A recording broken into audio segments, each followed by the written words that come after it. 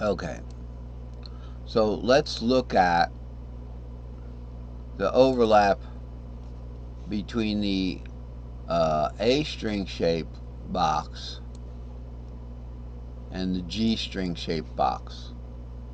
Okay, so we're going to make that blue, I guess, just to waste a little time, but not for a bad reason. Okay, so here are the two boxes. So the overlap zone for the A and the G box is going to be right here. That is the overlap fret nut zone when I'm going like this, where my two fingers are that are touching here. That is this box here. What note is that? Right here. It is the A, the sixth of C. Same thing on the top. Same thing on the top. So the string shape of A string shape is 5 and 6, and the string shape of the G is 6, 7 root. So that's how it works out on the fretboard, like that. And it just goes on and on. Cage, C-A-G-E-D, C-A-G-E-D. Okay, so I told you the other day, hey folks, I'm getting rusty on my short patterns, so let's just do those short patterns. Let's look up here. We'll just follow a few short patterns, and I'm going to take the octaves down when we get to the D. So let's look at the C pattern starting on the 3 here. The short pattern is going to be S2C. Alright, so what's S2C? It's just do the string shapes from C. C, what's the fifth of C? G. So it's 6, 7 root. So it's, and then an S3D. Okay, so that's D, A, E. Fifth of D is A, fifth of A is E. String shapes. String shapes. And also notes, really, until you get to the fifth of E is C. It's augmented because of the string shape circle. Here's the string shape circle. Okay, when we went to the E, so we started on that D for that S3D string shape, and we're going to look at those patterns in a second. Fifth of D is A, fifth of A is E, but E goes back to C. Okay, in string shapes, and conversely, in fourth C we go to E. I said we were going to look at that.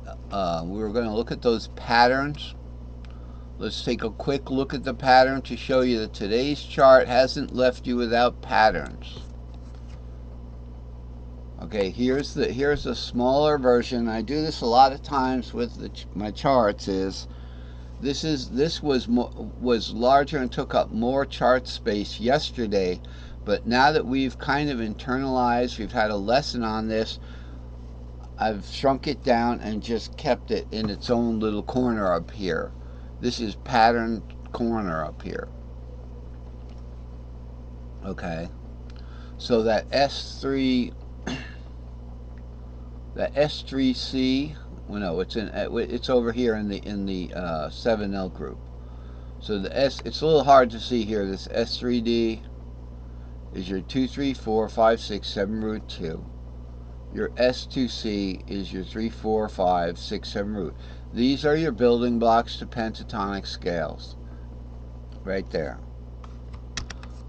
Okay, so now that we know our patterns, and pretty much, we know we're going to play the S4E there. Now, for this exercise, I'm just going to refer to the fretboard for these patterns. So, the S2C would be 3, 4, 5, 6, 7 root. Starting on C, it's just that pattern, the short pattern. The S3D is 2, 3, 4, 5, 6 warp over 7 root 2, and then on top an S1C 3, 4, 5. In the A pattern, We have 5, 6 on the bottom, which is just an S1A.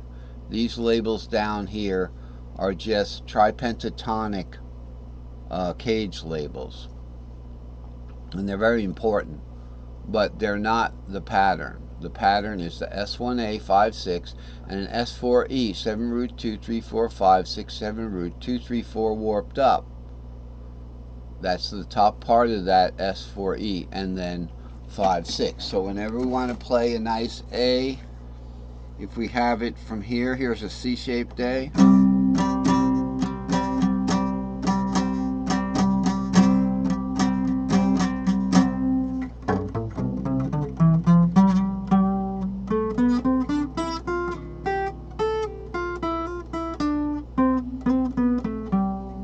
Okay. That's the A pattern, short pattern.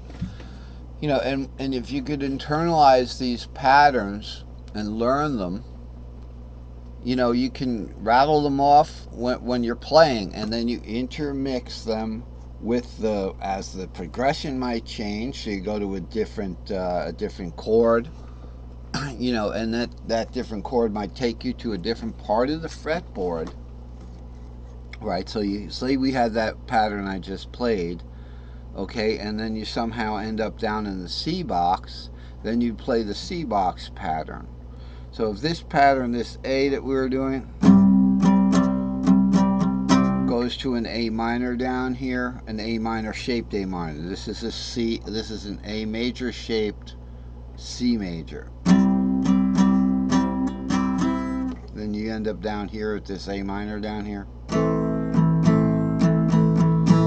And you want to play that same diatonic scale, because say you were in the key of C, then you'd play the C-shaped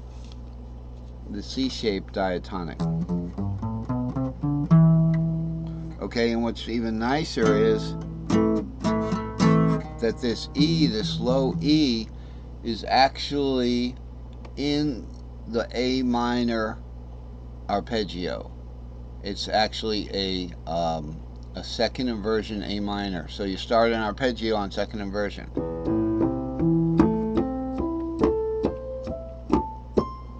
Okay, so you know, it's kind of like, now how would I play that without picking out these notes and saying, okay, well, okay, E goes to A, and that's a perfect fourth from second inversion, from the fifth of A minor to the octave, and then I'm going to go a minor third. So do I do that on string? Yeah, that's safe because I'm still in the C box.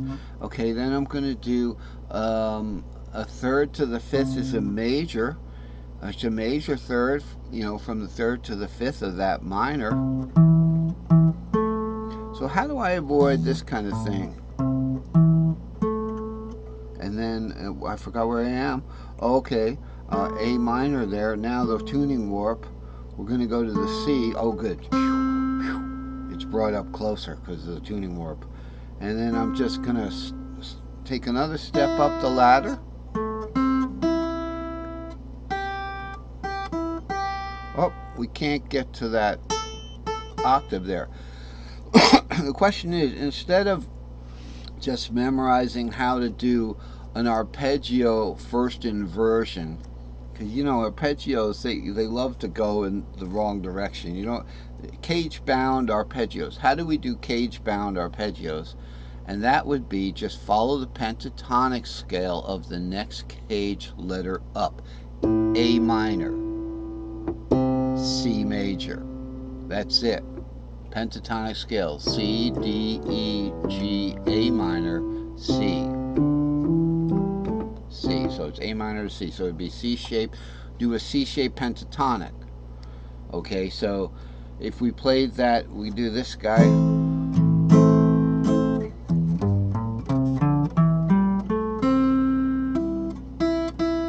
Then we can stop right there on that, well, on the fifth of that A minor, or we could have stopped on this one. So it'd be